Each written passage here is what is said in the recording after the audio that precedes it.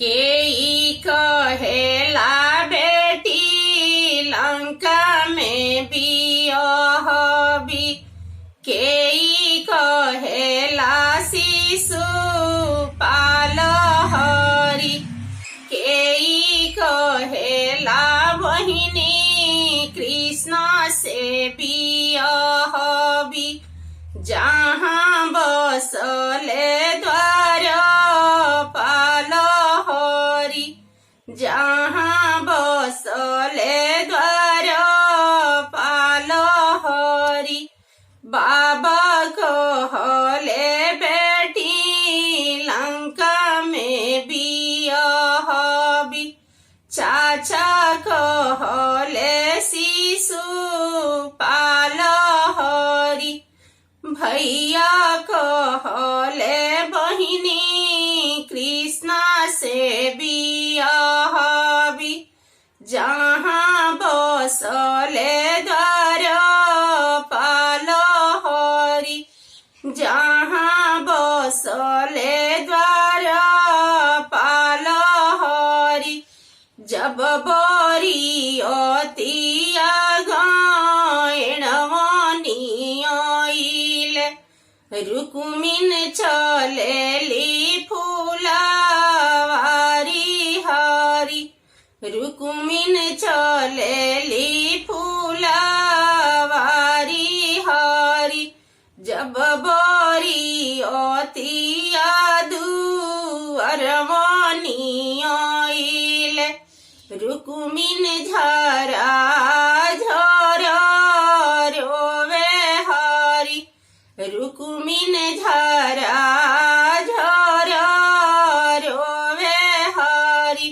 आचर फारी फारी कागजा बनवाली, नैना गजरवा मोसिहान हरि, नैना गजरवा मोसिहान हरि। कुशवा जे काटी काटी नौरे बनावेली, चिठिया जे दिहली भेजाई हरि, चिठिया जे दिहली भेजाई हरि। ई चिठिया मथुरा में गिरोई है, जहाँ कृष्ण खेले जुआवा ताश हरि, जहाँ कृष्ण खेले जुआवा ताश हरि।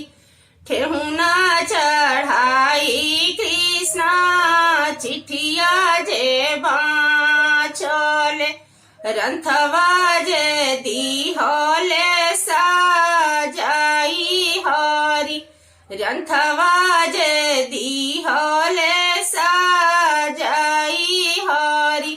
जब बरियतिया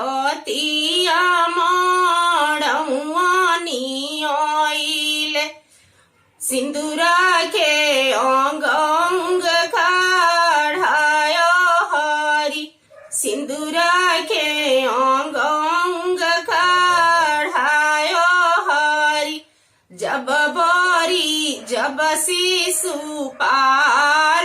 सिंदूर डाले चलले, सन सोह गईली घरे छूटल हरि, सन सोह गईली घरे छूटल हरि। जब शिशुपाल सन सोह गलियाने चलले, आई परले श्री कृष्ण हरि, आई परले श्री कृष्ण हरि।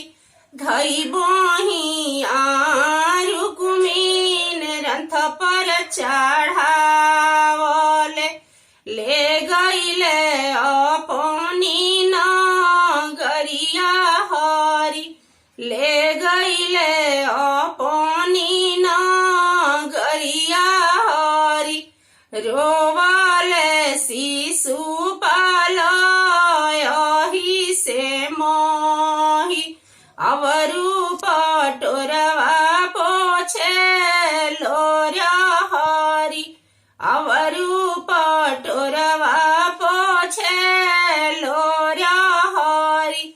जब हमरो आमा हो परिछन आई है काई हम देव जब बहरी काई हम